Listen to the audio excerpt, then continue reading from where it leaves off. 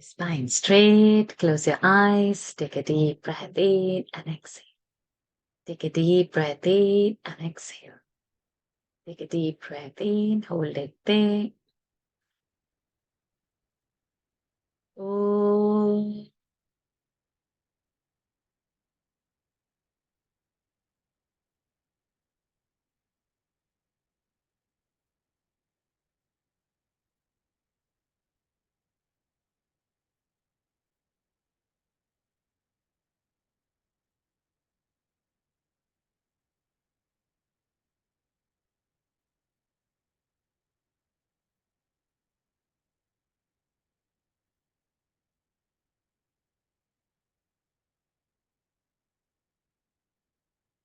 Om Shri Ganeshaya Namaha.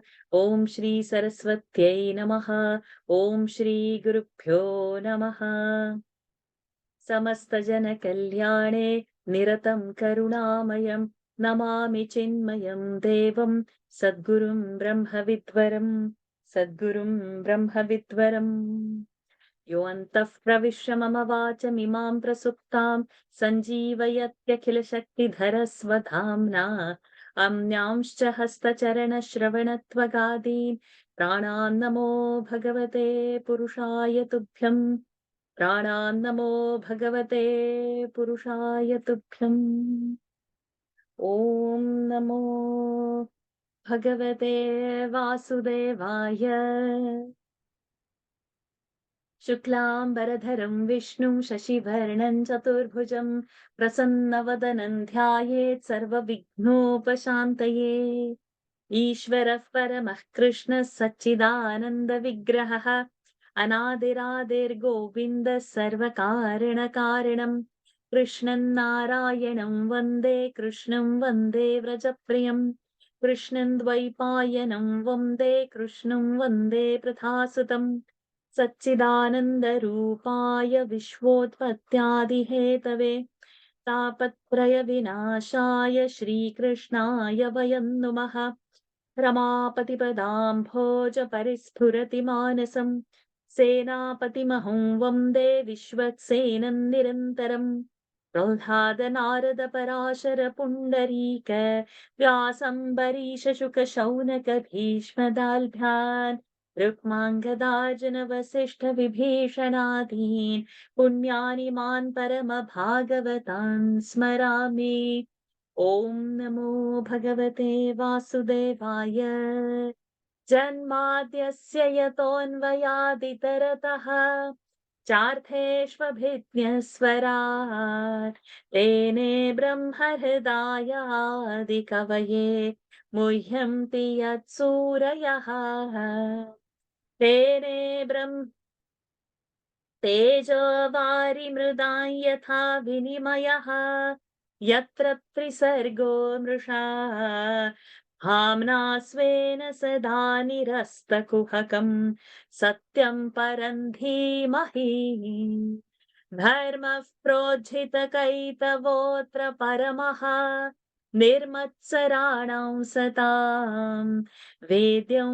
वास्तवमत्र वस्तु शिवदम् तापत्रयोन्मूलनम् श्रीमद्भागवते महामुनिकृते किं वा परैरीश्वरः सद्यो हृद्यवरुध्यतेऽत्र कृतिभिः शुश्रूषुभिस्तत्क्षणात् निगमकल्पतरोर्गलितं फलम् शुकमुखादमृतद्रवसंयुतम् पिबत भागवतं रसमालयम् मुहुरहो रसिका भुवि भावुकाः यं प्रव्रजन्तमनुपेतमपेतकृत्यं द्वैपायनो विरह कातर आजुहाव पुत्रेति तन्मयतया तरवोऽभिनेदुः तं सर्वभूतहृदयं मुनिमानतोऽस्मि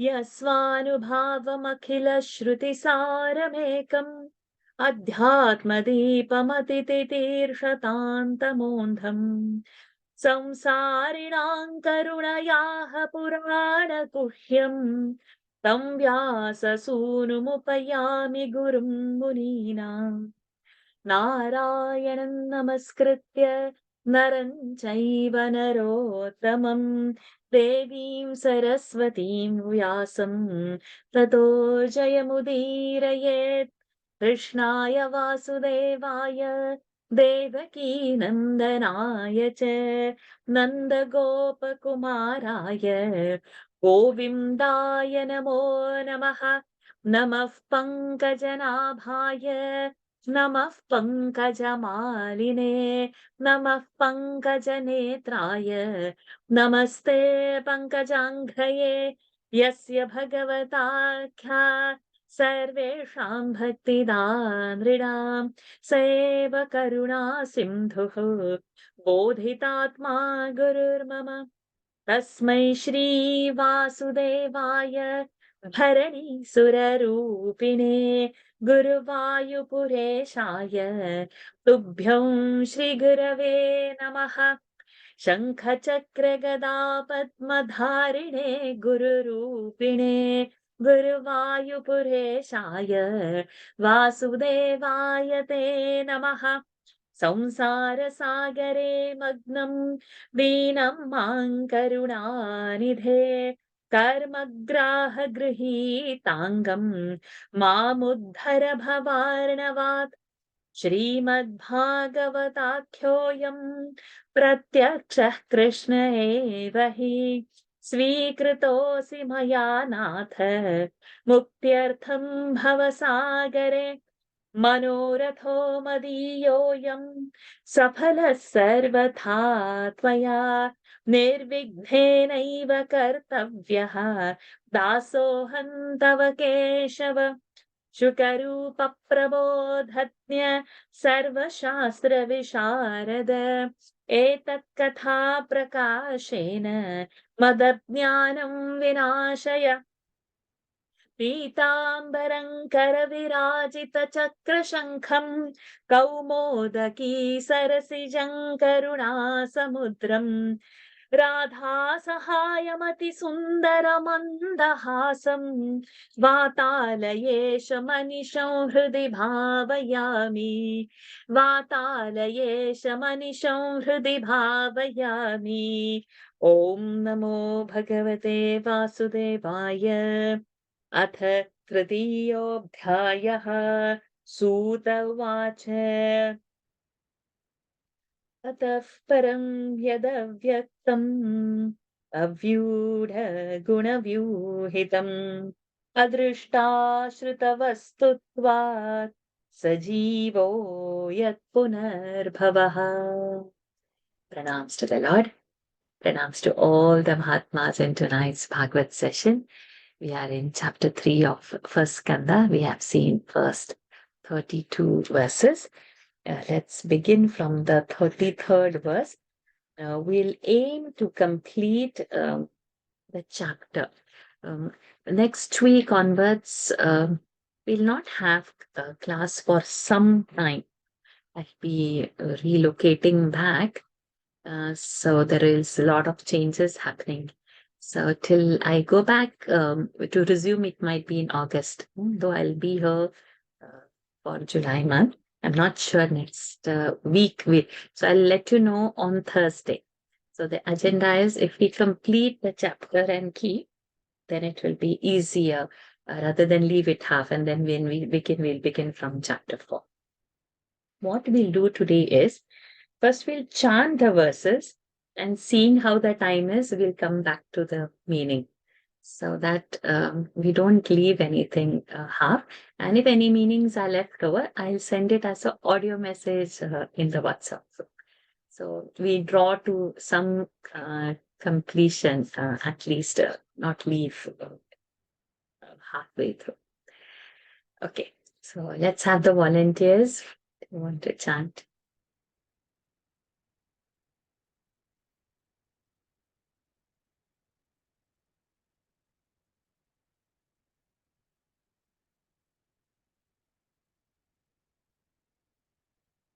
Let us start with Lataji and Nikhilaji.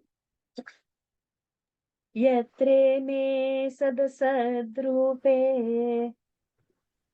Yatre me sadasadrupe. यत्रे may सदसद्रूपे Pratishidhe swasamvida. Pratishidhe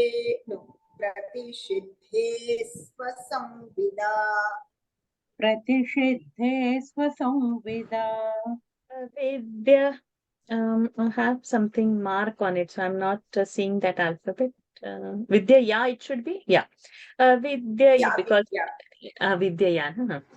Avidyayatmani krite. Avidyatmani krite. Vidya, yeah. Vidya, yeah. Oh, avidyaya. Okay, yeah. Avidyayatmani krite. अविद्ययात्मनि कृते Iti tad brahma darshanam. Iti tad brahma darshanam. इति तद्ब्रह्मदर्शनम्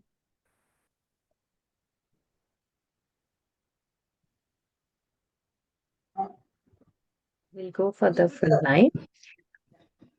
Yatre me sadasadrupe pratishidhe swasamvida.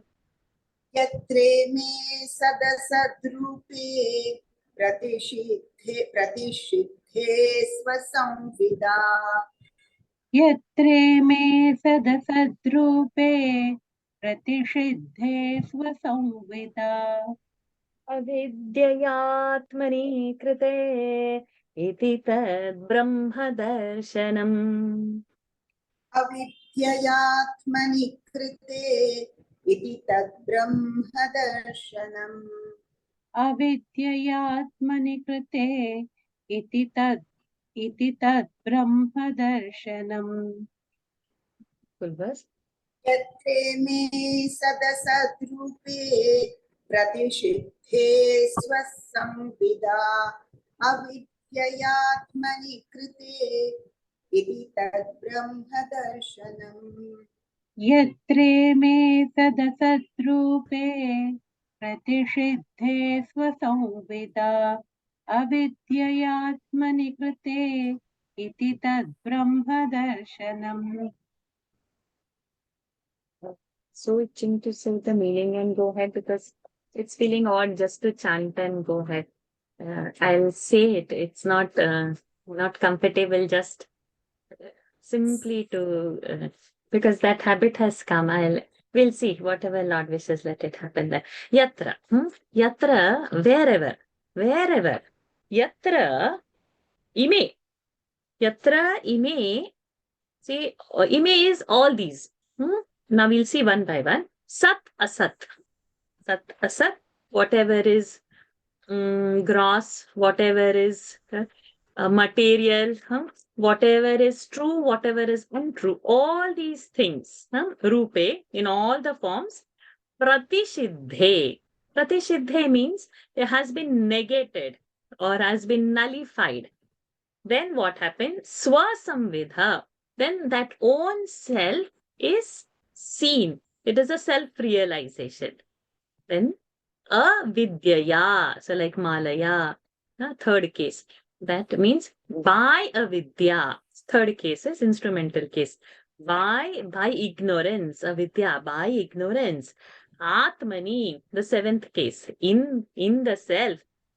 Krite. Having been imposed. Thus, that is what avidya krite iti. Tad brahma darshanam. The process of seeing the absolute. So in short, what? That when you negate it in your understanding in yourself, between the Sat and Sat, you realize the highest self.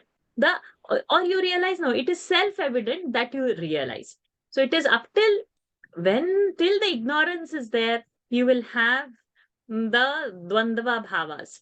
But when you are negating it, negating the Sat and the Asat, then slowly what will reveal is Swasamvita. Your own true self will be revealed.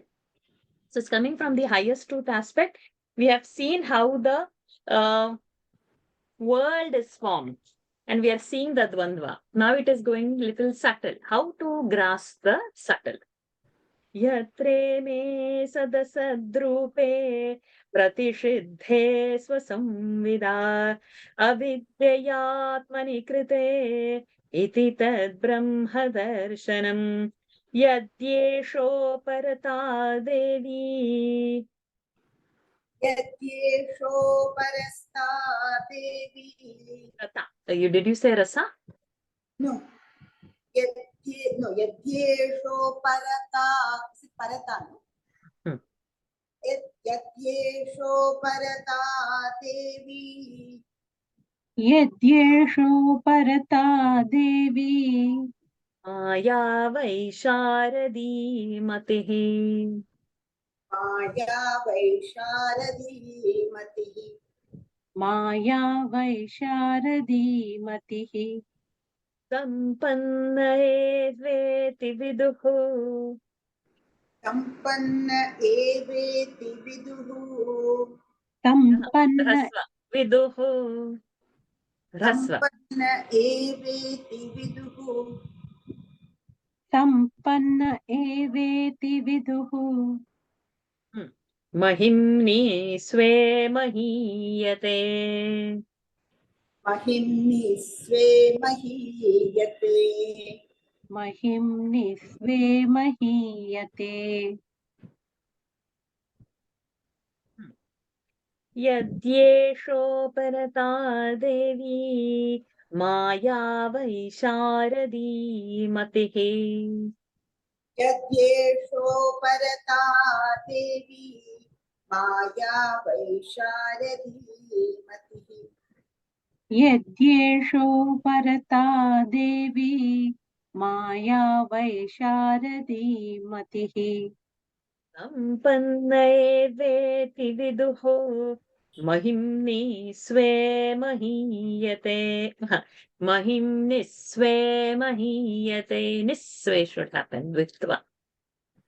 सम्पन्न एवेति विदुः महिम्नि स्वे महीयते सम्पन्न एवेति विदुः महिम्नि स्वे महीयते यद्येषो परता देवी माया वैशारदी मतिः सम्पन्न एवेति विदुः महिम्नि स्वे महीयते महिम्नि स्वे महीयते यद्येषो परता देवी माया वै शारदी मतिः सम्पन्न एवेति विदुः महिम्नि स्वे महीयते यद्येषोपरता. Sandhi over there. Yadi esha uparata.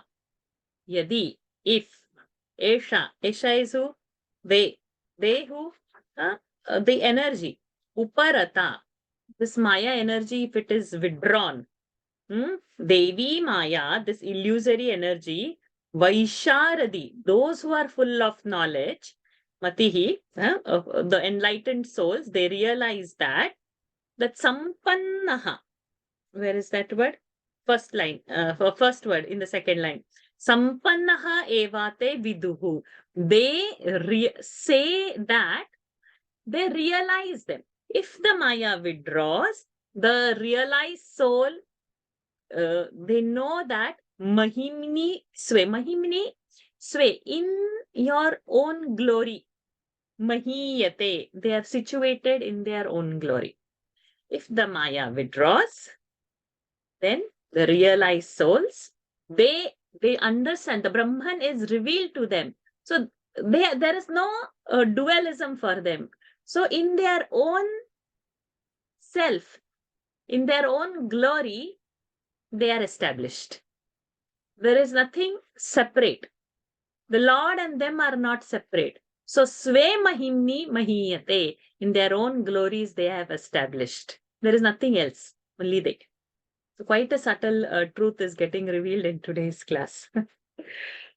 Yadyesho parata devi maya vaisharadi matihi sampanna veti viduhu mahim nisve mahiyate. Vani Sachivji. Evan janmani karmani.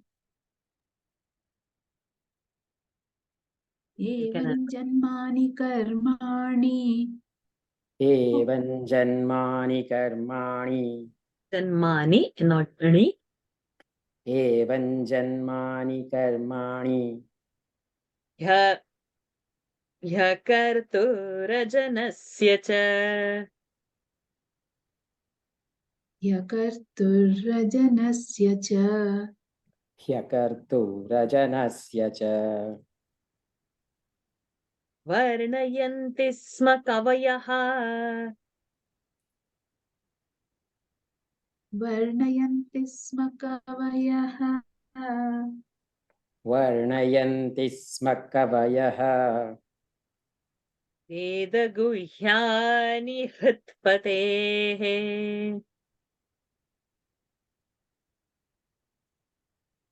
वेदगुह्यानि हृत्पतेः वेदगुह्यानि हृत्पतेः एवं जन्मानि कर्माणि यः कर्तुरजनस्य च.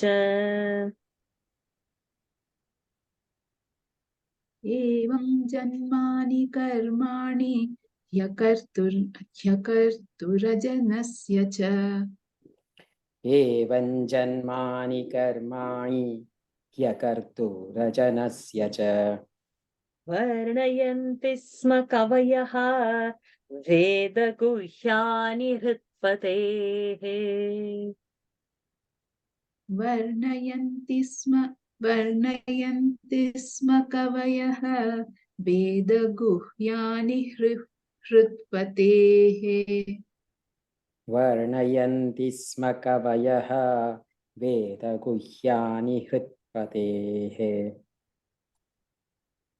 एवं जन्मानि कर्माणि ह्यकर्तुरजनस्य च वर्णयन्ति स्म कवयः वेदगुह्यानि हृत्पतेः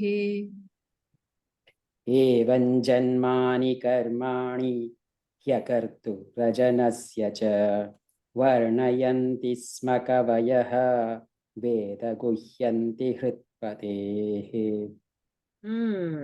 So, varnayanti sma kavayah. Kavayah are all the wise souls. So all the wise varnayanti, they have described past tense sma. What they have described, that the janma, the karma of the Lord, he akartuhu ajanasya, whatever he is unborn, he is inactive, whatever are the things of the Lord, they are very guhya way, and they are protected secrets in the Vedas. Hrutpatehe, of whose? Of the Lord of the hearts. So where is the Lord is in our hearts. We are carrying him. We know he's in, but we are not realizing it. Correct. He's there in us, but still we don't. So it's like a very deep secret. That secret is protected by the Vedas. The Lord doesn't have a birth, he doesn't have a death, he's always existing. What activities he do, and still he is inactive. All activities that we do, we attach ourselves so much to it.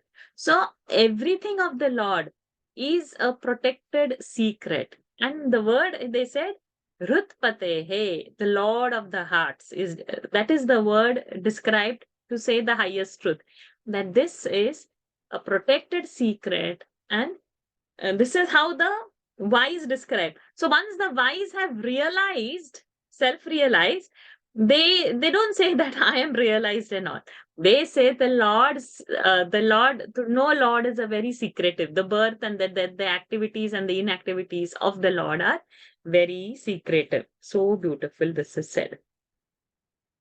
Evan janmani karmani कर्तुरजनस्य च वर्णयन्ति स्म कवयः वेदगुह्यानि हृत्पतेः स वा इदं विश्वममोघलीलः.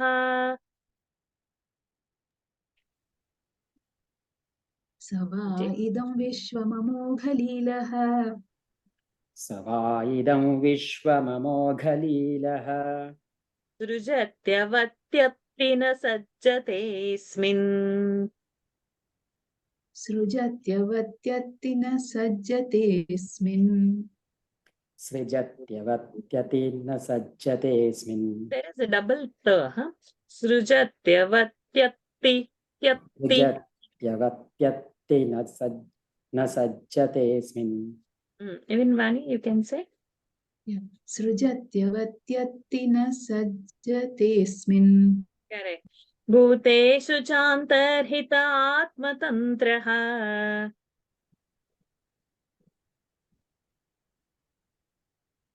भूतेषु चान्तर्हित आत्मतन्त्रः भूतेषु चान्तर्हित आत्मतन्त्रः षड्वर्गिकं जिघ्रति षड्गुणेशः. षड्वर्गिकं जिघ्रति षड्गुणेशः षड्वर्गिकं जिघ्रति षड्गुणेशः. स वा इदं विश्वममोघलीलः सृजत्यवत्यत्ति न सज्जतेऽस्मिन्. स वा इदं विश्वममोघलीलः सृज्यत्यवत्यत्ति न सज्जतेऽस्मिन्. स वा इदं विश्वममोघलीलः सृजत्यवत्यत्ति न सज्जतेऽस्मिन्. भूतेषु चान्तर्हितात्मतन्त्रः षड्वर्गिकं जिघ्रति षड्गुणेशः. भूतेषु चान्तर्हित आत्मतन्त्रः षड्वर्गिकं जिघ्रति षड्गुणेशः. भूतेषु चान्तर्हित आत्मतन्त्रः षड्वर्गिकं जिघ्रति षड्गुणेशः. स वा इदं विश्वममोघलीलः सृज्यत्यवत्यत्ति न सज्जतेऽस्मिन्. भूतेषु चान्तर्हित आत्मतन्त्रः षड्वर्गिकं जिघ्रति षड्गुणेशः. स वा इदं विश्वममोघलीलः सृजत्यवत्यति न सज्जतेऽस्मिन्. वत्यति न वत्यत्ति. सृजत्यवत्यत्ति न सज्जतेऽस्मिन्. भूतेषु चान्तर्हित आत्मतन्त्रः षड्वर्गिकं जिघ्रति षड्गुणेशः. So what is this Lord, he's manifested in the universe, and that manifestation is a amogha leela. Amogha is without any, it's like spotless, a spotless leela, without any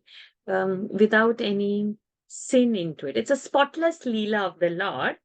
And this creating srujati and avati and ati, that maintenance, the creation, the maintenance and the dissolution, what he does is na sajjate asmi. He is not bind to that. He is doing that. And bhuteshu antarhitaha, he is in all the bhutas, in the heart, atmatantraha. He is self-independent. And shadvargikam jigrati shadguneshaha. So along with the mind, with the five senses, though he enjoys and bees in this world, and though he creates, maintains and dissolutes, he is not bound by that. We are bound by thing, one thing we eat and come, we are bound to that taste, we are bound to that experience. We are bound for our experience. But Lord stays in the universe, creates this, but nothing is bound. Whatever he smells, whatever he uses his senses, he is not bound to what he has created.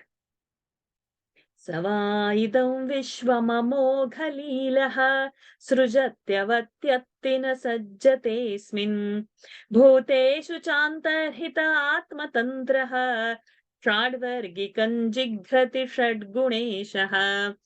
So I will have to look into why Shadvarga and Shadgunesha have said when the senses are only 5. So I'll think of taking 5 senses plus mind.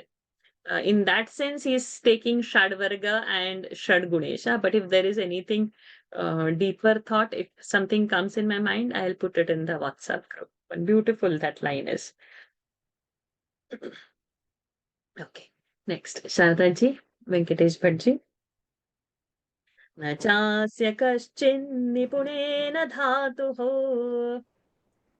न चास्य कश्चिन्निपुणेन धातुः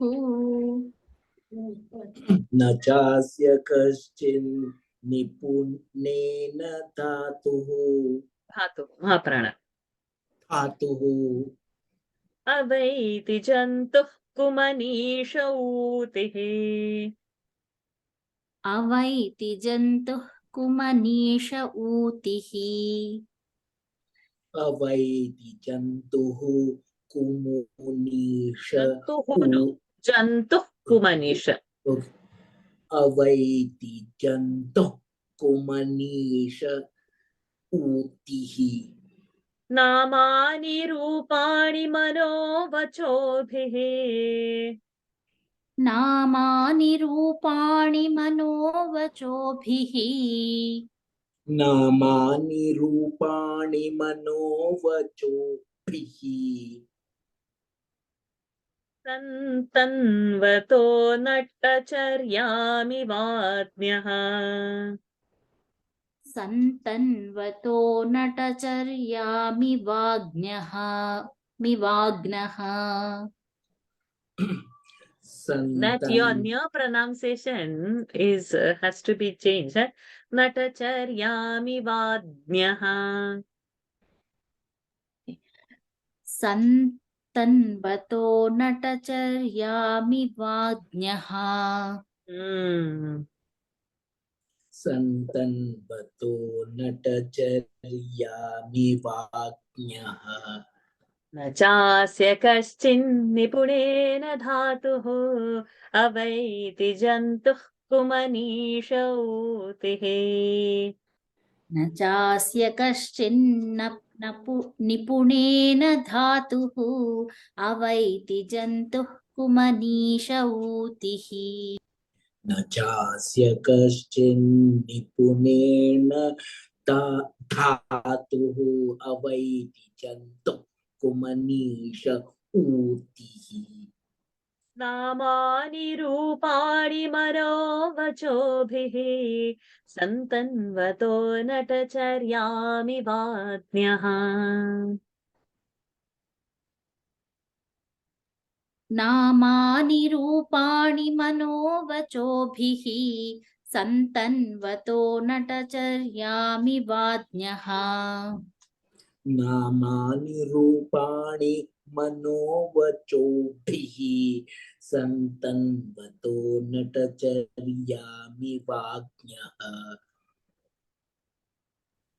न चास्य कश्चिन्निपुणेन धातुः अवैति जन्तुः कुमनीष ऊतिः दीर्घ अवैति जन्तुः कुमनीष ऊतिः नामानि रूपाणि मनोवचोभिः सन्तन्वतो नटचर्यामिवाज्ञः विवाज्ञः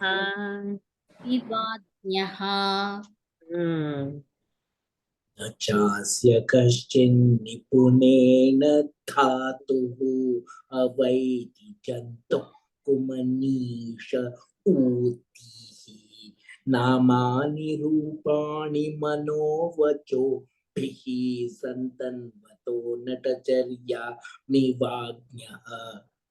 Okay. So, Fumanisha. Fumanisha is a person who is not having enough knowledge. So, a foolish person, a stupid person.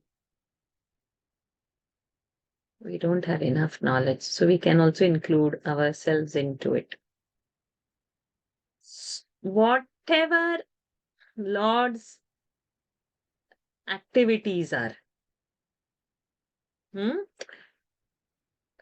Dhatuhu is that word for the Lord over there. Okay. Dhatuhu is the word for the Lord, the creator. This, because of the lack of knowledge, Utihi, activity, Utihi is the activity of the Lord. Namani, Rupani, the names of the Lord, the forms of the Lord, the activity of the Lord. Na, na, na cha asya nipunena. Nipunena is by expertise.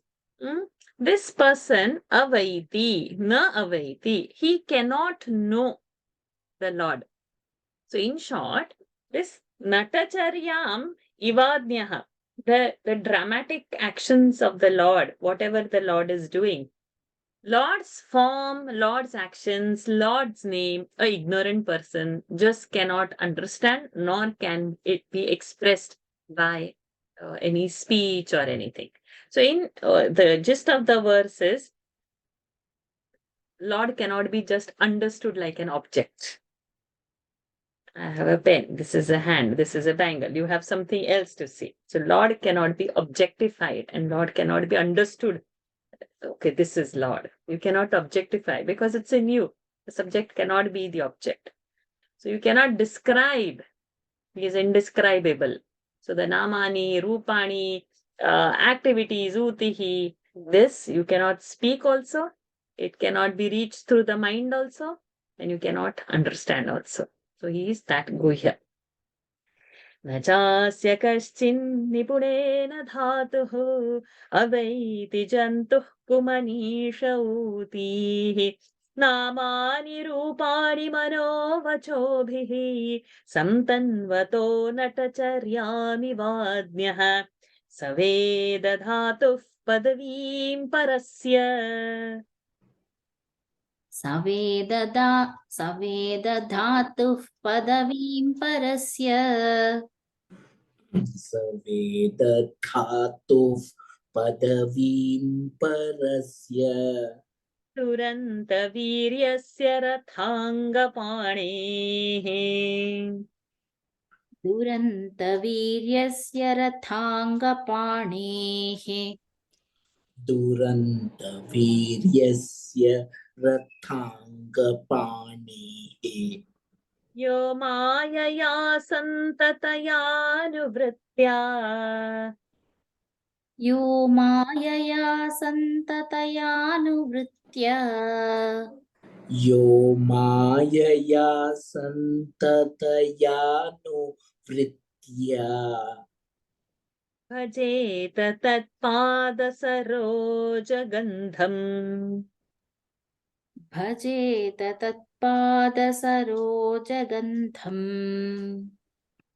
भजेत तत्पादसरोजगन्धम् स वेदधातुः पदवीं परस्य दुरन्तवीर्यस्य रथाङ्गपाणेः स वेदधातुः पदवीं परस्य दुरन्तवीर्यस्य रथाङ्गपाणेः स वेदधातुः पदवीं परस्य दुरन्तवीर्यस्य रथाङ्गपाणेः यो मायया सन्ततयानुवृत्त्या भजेत तत्पादसरोजगन्धम् यो मायया सन्ततयानुवृत्त्या भजेत तत्पादसरोजगन्धम् यो मायया सन्ततयानुवृत्त्या भजेत तत्पादसरोजगन्धम् स वेदधातुः पदवीं परस्य दुरन्तवीर्यस्य रथाङ्गपाणेः यो मायया सन्ततयानुवृत्य भजेत तत्पादसरोजगन्धम् स वेदधातुः पदवीं परस्य दुरन्तवीर्यस्य रथाङ्गपाणेः यो मायया सन्ततयानुवृत्त्या भजेत तत्पादसरोजगन्धम् Saha Veda, he alone can know. Who dhatu, the creators, Padavim, the glories, Parasya, Para, the transcendental glories of the Lord, he alone can know. And how?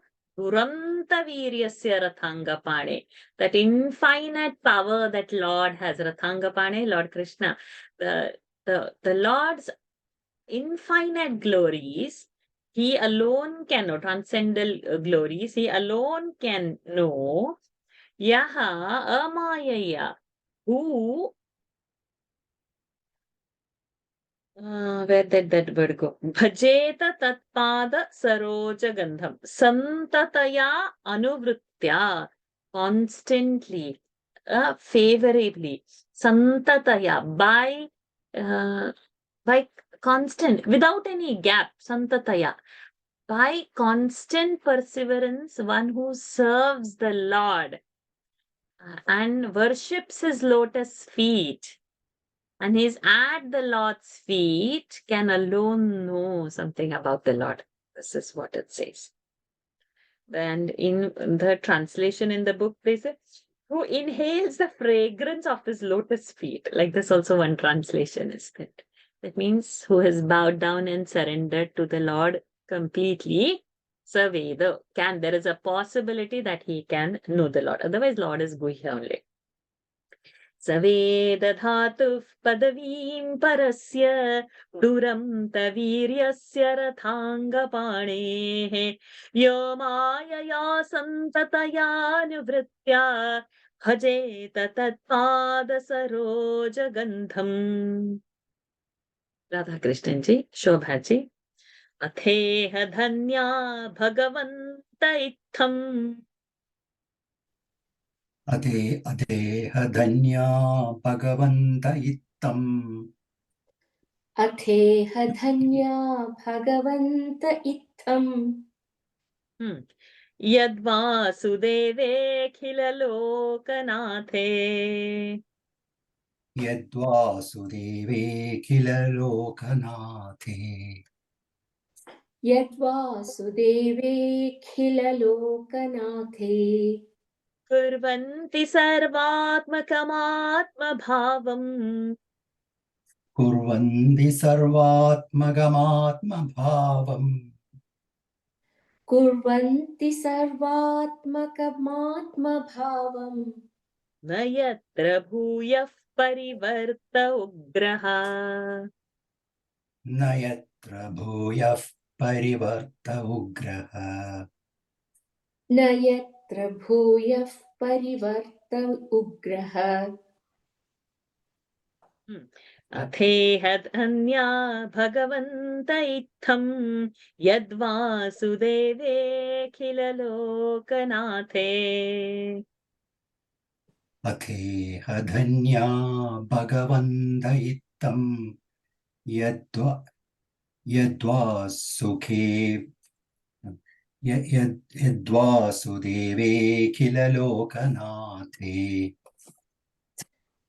अथेह धन्या भगवन्त इत्थम् यद्वासुदेवेऽखिललोकनाथे कुर्वन्ति सर्वात्मकमात्मभावम् न यत्र भूयः परिवर्त उग्रः कुर्वन्ति सर्वात्मगमात्मभावम् न यत्र यत्र भूयः परिवर्त उग्रः कुर्वन्ति सर्वात्मकमात्मभावं न यत्र भूयः परिवर्त उग्रः अथेव धन्या भगवन्त यद्वासुदेवेऽखिललोकनाथे कुर्वन्ति सर्वात्मगमात्मभावम् न यत्र भूयः परिवर्त उग्रः अथेह धन्या भगवन्त इत्थं यद्वासुदेवेऽखिललोकनाथे कुर्वन्ति सर्वात्मकमात्मभावं न यत्र भूयः परिवर्त उग्रः Atha, therefore, thus, iha, over here in this world, Dhanya Bhagavanta Mitra, those are who are very blessed and lucky ones who have such inquiry and love and affiliation, affection towards the Lord. Yet, Vasudeva Khila Lokanatha, who is the Lokanatha, who is the ruler of the entire universe. To that Vasudeva, to that Bhagavantam, who has such a bhakti, is indeed truly lucky. Why? Kurvanti sarvatmakam atma bhavam. Those who are giving themselves 100% to the Lord, na parivartaha ugraha bhuyaha yatra. They are again and again not going to fall into the cycle of birth and death. So if you are holding on to the Lord, this is the assurance coming. Life and death, the ugraha, the dreadful journey of life and death, you can avoid. अथेह धन्या भगवन्त इत्थं यद्वासुदेवेऽखिललोकनाथे कुर्वन्ति सर्वात्मकमात्मभावं न यत्र भूयः परिवर्त उग्रः इदं भागवतं नाम इदं भागवदन्नाम इदं भागवतं नाम पुराणं ब्रह्मसंहितं पुराणं ब्रह्मसंहितं पुराणं ब्रह्मसंहितम् उत्तमश्लोकचरितम् उत्तमश्लोकचरितम् उत्तमश्लोकचरितम् चकार भगवान् ऋषिः चकार भगवान् ऋषिः चकार भगवान् ऋषिः इदं भागवतं नाम पुराणं ब्रह्मसंहितम् इदं भागवदन्नाम पुराणं ब्रह्मसंहितम् इदं भागवतं नाम पुराणं ब्रह्मसंहितम् उत्तमश्लोकचरितं चकार भगवान् ऋषिः उत्तमश्लोकचरितं चकार भगवान् ऋषिः उत्तमश्लोकचरितं चकार भगवान् ऋषिः इदं भागवदन्नाम पुराणं ब्रह्मसंहितम् उत्तमश्लोकचरितं चकार भगवान् ऋषिः इदं भागवतं नाम पुराणं ब्रह्मसंहितम् उत्तमश्लोकचरितं चकार भगवान् ऋषिः Chakara, we saw this, did, past tense. So, Chakara did. What? Who did? Bhagavan Rishi did. Who is Bhagavan Rishi? Vedavyasji did. Vedavyasji did. What did he do? Bhagavatam Namam Idam Puranam. This Purana named Bhagavatam. So Vedavyasji did Bhagavatam Purana. Brahma Samhitam. Brahma Samhitam is what? Incarnation of the Lord. And what is there in it? Uttama Shloka Charitam. Lord's glories he has made in Bhagavad Purana as in par with Vedic knowledge. So what knowledge we are going to get, what we are going to learn, the highest truth of Vedas, the Upanishads and all that is in this Bhagavad Purana.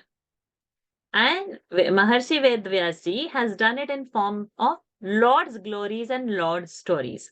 So still we are learning. Glories and stories are going to come further. It's going to be very sweet and very enchanting to learn all that. We are still building up on that and we are still learning what is happening.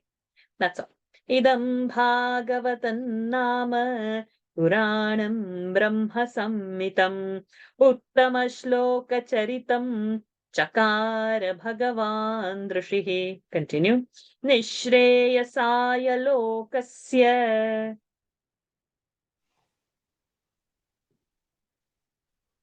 You can unmute, Chi.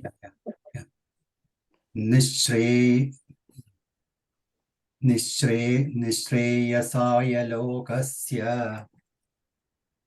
निःश्रेयसाय लोकस्य धन्यं स्वस्त्ययनं महत्. धन्यं स्वस्त्ययनं महत् Dhanyam, we'll do a makara. Dhanyam swastyayanam mahat. धन्यं स्वस्त्ययनं महत् धन्यं स्वस्त्ययनं महत् Tadidam grahayamasa. तदिदं ग्राहमायास Tadidam grahayamasa. तदिदं ग्राहमायास Grahayamasa. तदिदं ग्राहयामास तदिदं ग्राहयामास Sutamatmavatam varam. स्तुतमात्मवदां Sutam, वरम् sutam, not stu, su. स्तुतमात्मवदां वरम् सुतमात्मवतां वरम् निःश्रेयसाय लोकस्य धन्यं स्वस्त्ययनं महत्. निःश्रेयसाय लोकस्य धन्यं स्वस्त्ययनं महत् निःश्रेयसाय लोकस्य धन्यं स्वस्त्ययनं महत् तदिदं ग्राहयामास सुतमात्मवतां वरम्. तदिदं ग्राहयामास सुदमात्मवदां वरम् तदिदं ग्राहयामास सुतमात्मवतां वरम् निःश्रेयसाय लोकस्य धन्यं स्वस्त्ययनं महत् तदिदं ग्राहयामास सुदमात्मवदां वरम् निःश्रेयसाय लोकस्य धन्यं स्वस्त्ययनं महत् तदिदं ग्राहयामास सुतमात्मवतां वरम् Nishreyasa, highest good. Nishreyasaya, fourth case, for the highest good. Of whom? Lokasya, of entire people, of our entire society. Dhanyam, the great. Dhanyam, very, very successful. Swastyayanam, all very blissful. Swastyayanam, very blissful. And Mahat, this great. This tad idam, this Bhagavad Purana is so much. Tad idam, this Grahayamasa gave to Sutam, to his son. Who? Who gave to his son? Vyaji gave it to his son. Who is his son?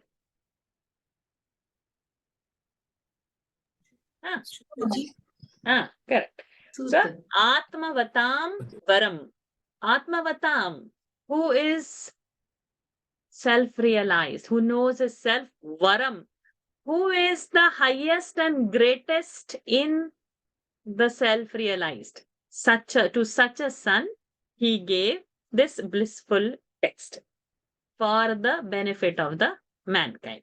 Nishreyasaya lokasya. निःश्रेयसाय लोकस्य धन्यं स्वस्त्ययनं महत् तदिदं ग्राहयामास सुतमात्मवतां वरम्. विद्याजी, निखिलाजी. सर्ववेदेतिहासानां सर्ववेदेतिहासानां सर्ववेदेतिहासानां सारं समुद्धृतम् सारं समुद्धृतम् सारो समुद्धृतम् स तु संश्रावयामास स तु संश्रावयामास स तु संश्रावयामास महाराजं परीक्षितम्. महाराजं परीक्षितम्. महाराजं परीक्षितम्. Add another verse. प्रायोपविष्टं गङ्गायां प्रायोपविष्टं गङ्गायां प्रायोपविष्टं गङ्गायां परीतं परमर्षिभिः. परीतं परमर्षिभिः. परीतं परमर्षिभिः. कृष्णे स्वधामोपगते कृष्णे स्वधामोपगते कृष्णे स्वधामोपगते धर्मज्ञानादिभिः सह. धर्मज्ञानादिभिः सह धर्मज्ञानादिभिः सह सर्ववेदेतिहासानां सारं समुद्धृतम्. सर्ववेदेतिहासानां सारं समुद्धृतम्. सर्ववेदेतिहासानां सारो समुद्धृतम्. स तु संश्रावयामास महाराजं परीक्षितम्.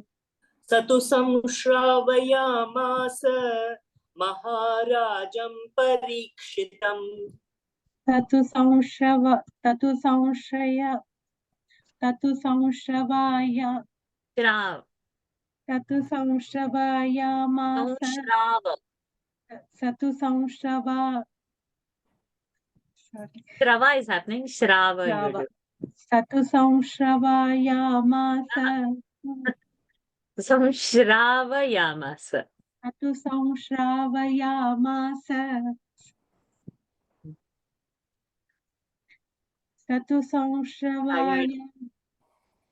सतु संश्रावयामास महाराजं परीक्षितम्. प्रायोपविष्टं गङ्गायाम्. Sorry. परीतं परमर्षिभिः. प्रायोपविष्टं गङ्गायां परीतं परमर्षिभिः. प्रायोपविष्टं गङ्गायां परीतं परमर्षिभिः. कृष्णे स्वधामोपगते धर्मज्ञानादिभिः सह. कृष्णे स्वधामोपगते धर्मज्ञानादिभिः सह. कृष्णे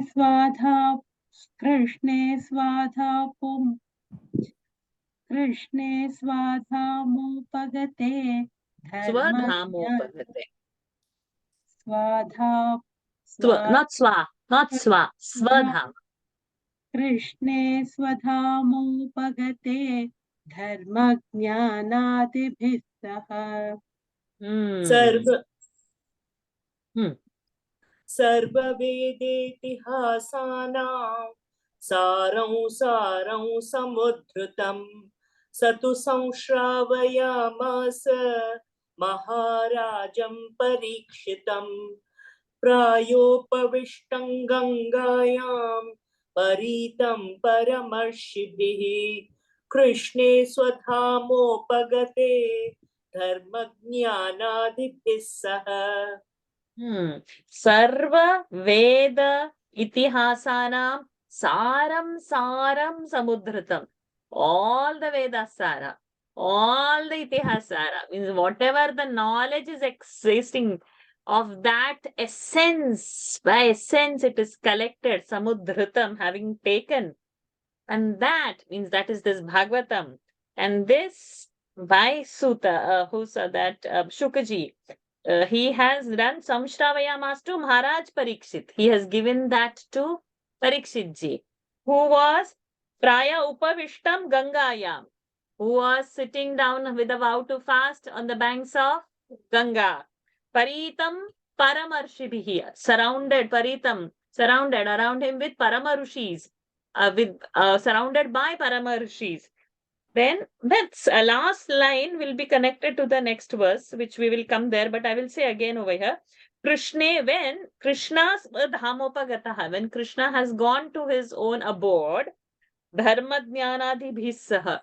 When Krishna went, all the dharma, jnana, everything went along with him. When Krishna went, and then we will continue in the next two lines.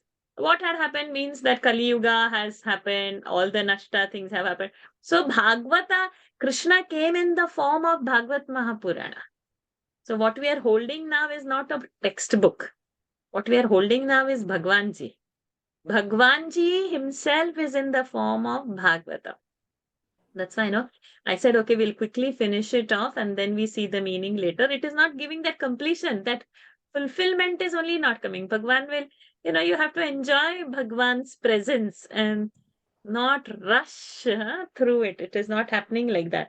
Because every line, every word is a mantra in this. It gives, whether we have reached his Janma and then his story is starting, it is immaterial. Wherever any portion, whatever we are doing, is him. What we are doing is his glory.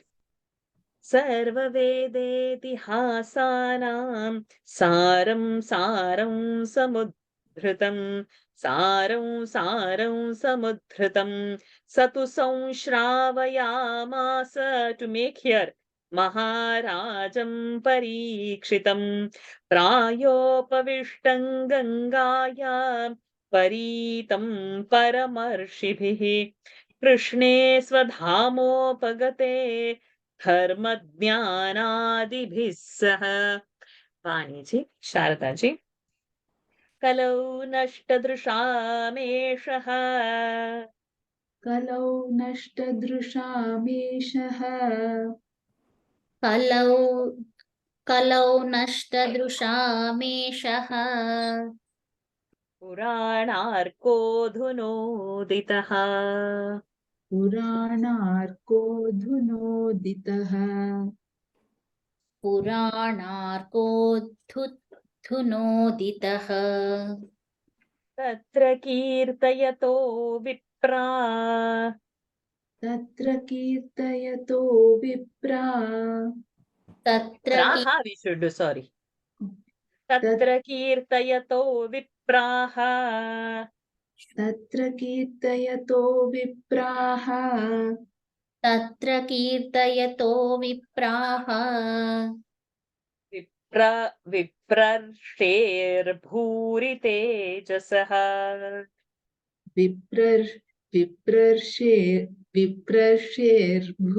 तेजसः विप्रर्षेर्भूरि तेजसः अहं चाध्यगमं तत्र अहं चाध्यगमं तत्र अहं चाध्यगमं तत्र निविष्टस्तदनुग्रहात्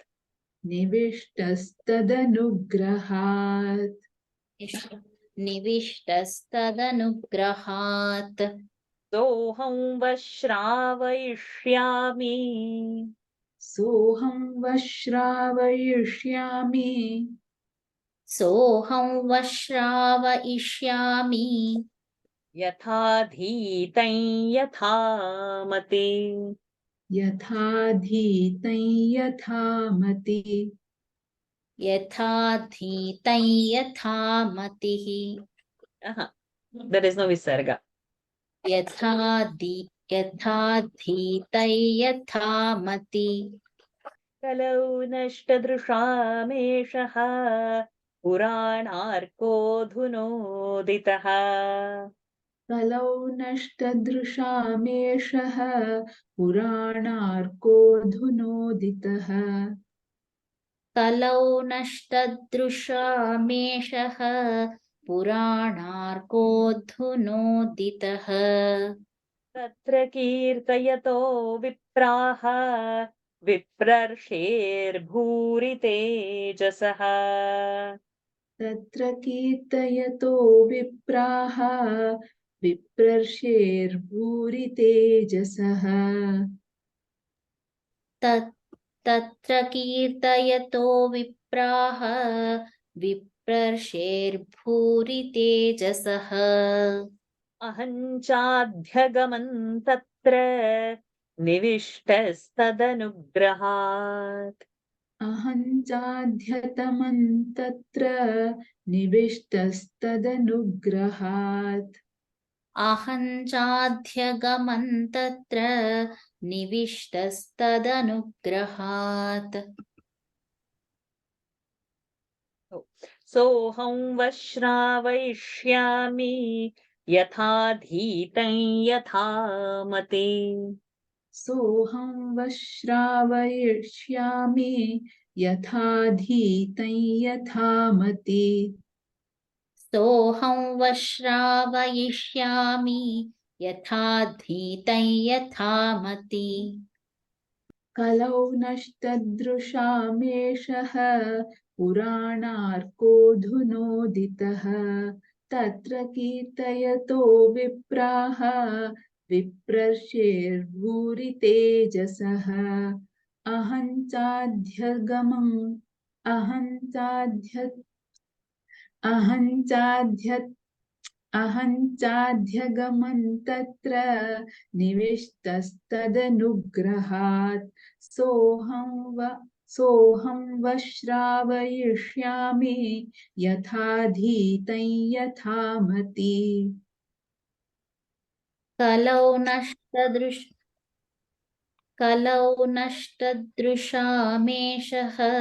पुराणार्कोऽधुनोदितः तत्र कीर्तयतो विप्राः विप्रर्षेर्भूरि तेजसः अहं चाध्यगमन् तत्र निविष्टस्तदनुग्रहात् सोऽहं वश्रावयिष्यामि यथाधीतं यथा मति When Krishna has gone back, Krishna Swadhamopagate, that last quarter of that 43rd verse, Dharma Jnanadi Bhi Saha, with. So whenever the Saha word comes, we have to use Tritiya Vibhakti. So with Dharma Jnana means all goodness. When Krishna has now left his physical body and gone to his abode, that time in Kali Yuga, in Kalau, Nashta Drusham, there was no light to the path. There is no sight. Ashtadrusham, there is no sight of goodness anywhere. That time, Eshaha, this, where is Eshaha? Nashtadrusham Esha is there, no? So Nashtadrusham Eshaha. Puranaha Arkaha Adhuna Uditaha. Arkaha Suryaha, sun. Like a sun, this Purana, this Bhagavad Purana, Adhuna, now, Uditaha, has risen like a bright sun. Means Bhagavatam has been compared to the brightness of the sun. When Krishna has left and gone, Kali Yuga has formed, and people have no eyes to see anything, any goodness. They were lost direction. That time this comes like a blazing, shining sun. This has risen. What has risen? Bhagavad Mahapurana has risen. Tatra, that time, Kirtayataha Vipraha, O Brahmanas, Viprarshihi. Who is Viprarshihi? The Maharshi of the Brahmanas is this Shuka Maharajji. Bhuri Tejasha, with lot of his tejas, when he was reciting over there that time, Shukji was telling to Parikshit Maharajji, Aham, I was over there present, Adhyagam, Aham cha Aham cha Adhyagamam Tatra. I was also over there present. Who is saying? Sutji is saying. Sut Maharajji is saying. When Shukji was narrating it to Parikshit ji, I was present over there. Nivishtaha tadanugrahat. By putting all that perfect my devotion to him, seeking his blessings, and with his blessings, by that anugraha, that Vahashravayishyami, I am going to tell that to you all now, to all of us. Yatha adhitam, yatha mati. How my brain, how my intelligence has captured, and how I have studied, with that I am going to now tell you. Yatha adhitam, adhitam, studied.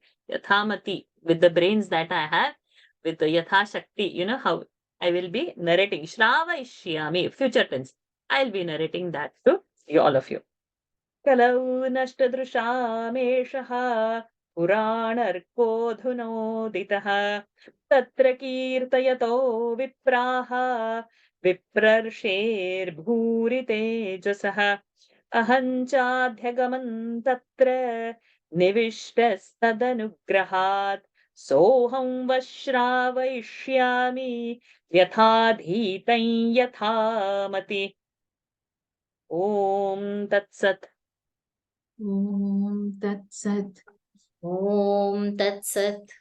Iti Shrimad Bhagavate Mahapurane. Iti Shrimad Bhagavate Mahapurane. Shrimad Bhagavate Mahapurane. Paramahamsyam Samhitayam. Paramahamsyam Samhitayam. Paramahamsyam Samhitayam. Prathamaskandhe. Prathamaskandhe. Prathamaskandhe. Naimishiyopakhyaane Tritiyobdhyayaha. Naimishiyopakhyaane Tritiyodhyayaha.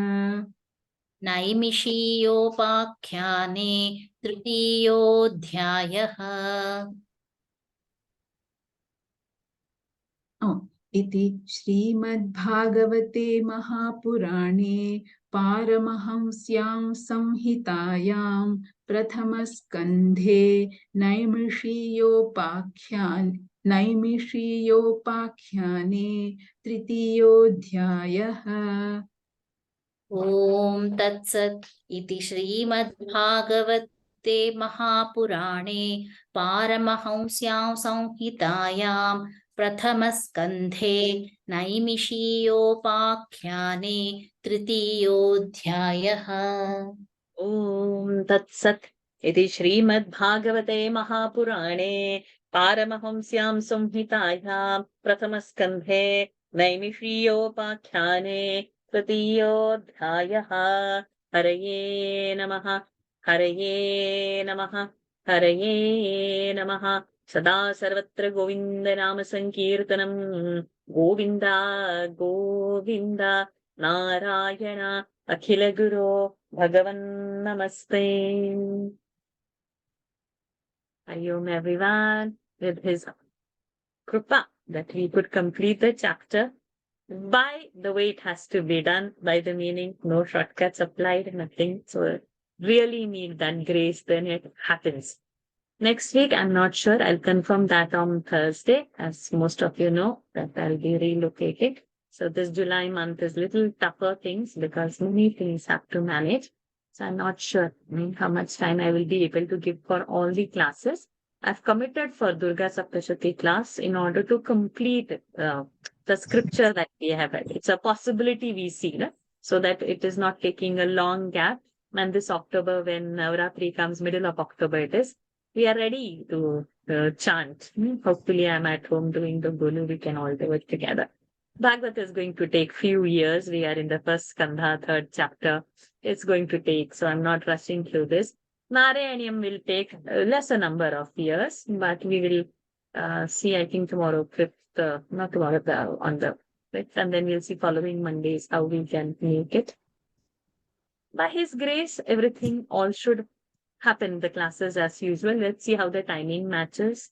As long as I'm not working, it should be easier. If I choose to work, then Indian timing and this, I don't know. I'm not sure how He has designed, how He has planned. So let's keep only July month blank and we'll pick it up from August. August, I have one Saptaha to attend from 6 to 19. Bhagavad Saptaha it is. It's happening in Sannyas Ashram in Mumbai, in Ghatkopar. Those who want to join, let me know. Those who are over there can easily join. 6th of August to 13th of August. Let's see how the Krupa holds, and I'll be giving you highlights of the Saptaha that happens, because Lord manifests that time, and when we do a Saptaha, so it's going to be in line with this. So let's see if I can go on a Facebook Live, Twitter, few things you can join over there as well. Okay, so with His Kripa, let us pause for today, hoping to catch soon. No, not when, but I know He's there with us. And in order to keep the conversation on, I leave the group open. So if it is delaying or something is happening, I'll start posting the chantings of the coming chapters. 4th, 5th. We will do the class, but we don't know the delay, so that we are not away from that touch. The chanting should happen. And you should practice from the 6 chapters of the Mahatmyam and these 3 chapters. It should come in your daily chanting, it should happen. I do chant Bhagavatam daily. I don't miss whatever it is. At bedtime, chant 1 chapter and finish the day. So like that, some sankalpa like this, you put one discipline and you go. We have to complete so many rounds of chanting. So I've been doing chanting from starting till end and then again starting. So cyclically it is going on. All 17, 18,000 verses, it's going on cyclically. And it is possible. So it is possible for you all also. So please hold it in the chanting, at least the first 3. And then I'll start posting. It is needed. So I'll leave the group open so that we can talk over there and not lose and forget everything. Okay. Yes, Vidyaji, you have a question. The 36th line, Bhuteshu chantarhita atmatantraha Shadvargikam nijigrati shanganeshah. You said as Shadgune. In my book, it is written as Shanganeshah. Shanganeshah. No, it is not written Shang in your book. It is Shad only. There is no dot. There is a dot. There is a dot in my book. It is a dot like. It is a dot like. Remove the dot. Shad Guneshah. So it is Shad Guneshah, is it? Shad Vargikam and Shad Guneshah. There is no dot. Shad Vargikam and it is not. Shad Guneshah. Okay. This is a thought for me. So at the moment I'm interpreting it as 5 sense organs and mind. But what would be Shadvargikam and Shadgunesha? I'm stuck. I'm going to ask Swamiji. Let's see what there is. In the Ramakrishna Mission book, it is in the Ramakrishna Mission book, it is as Shanganesha. That's why I was wondering. Please, yeah, correct it. I will follow Gita Press. Gita Press has kept it as Shadgunes. Okay. Okay, let us end because we have Gita, daily Gita to do 10th and 11 chapters. Varshaji, I just have a doubt. Verse 33, the second line, I have it as avidyayatmani kriti. Avidyaya. I have it as avidyaya. Say the verse number again, sorry. 33, second line. Avidyayatmani krite. No, that is not correct because grammatically the third case is avidyaya, like malaya. Okay, so I that change it to right. avidyaya. Avidya, yeah.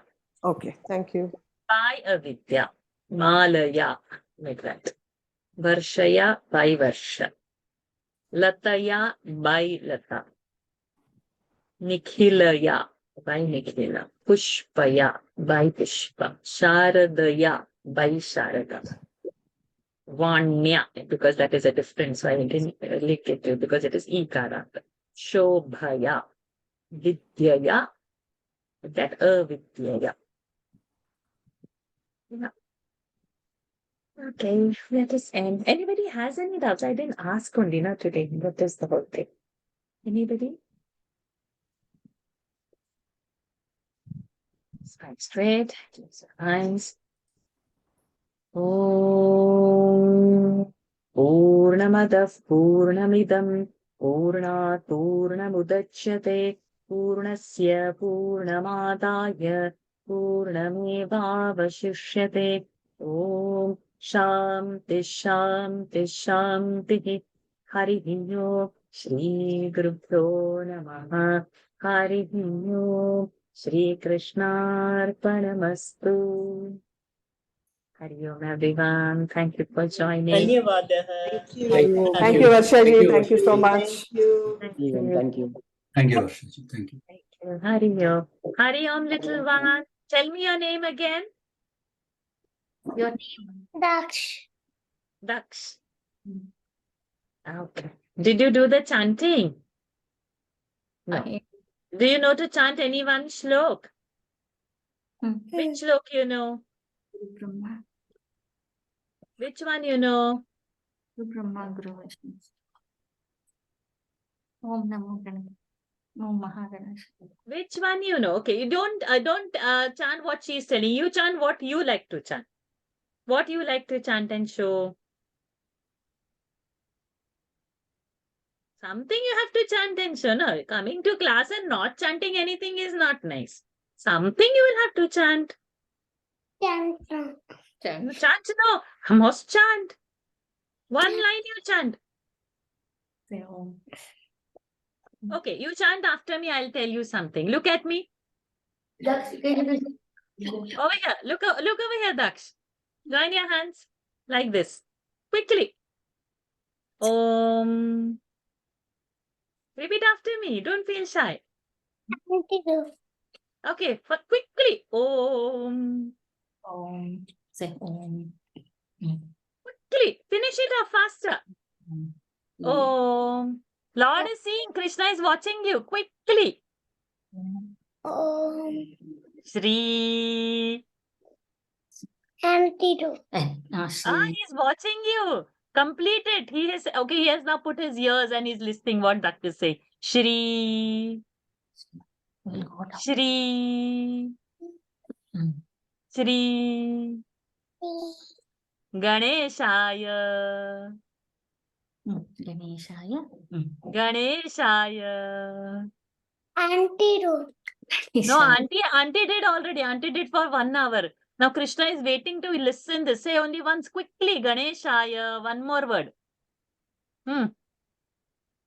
Ganeshaya.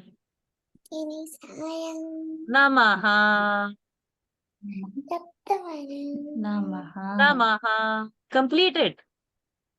Namaha. Namaha. Fantastic. Now you see how Krishna is going to come and bless you in the night. You just wait and watch. And Lord Ganesha, you have prayed. He's going to bless your brains. He's going to give you wonderful memory.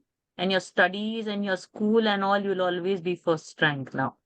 Just test. Every day you chant Om Shri Ganeshaya Namaha and he's going to come and bless you every night. Watch it. Okay. See you now. See you next week again. Hari Om. That is it. Very good. See, it automatically comes. Hari Om. Hari Om, darling. Bless you. Thank you, Vashaji. Thank you. Thank you, Devika ji. Thank you, Pushpa ji. Hari Om.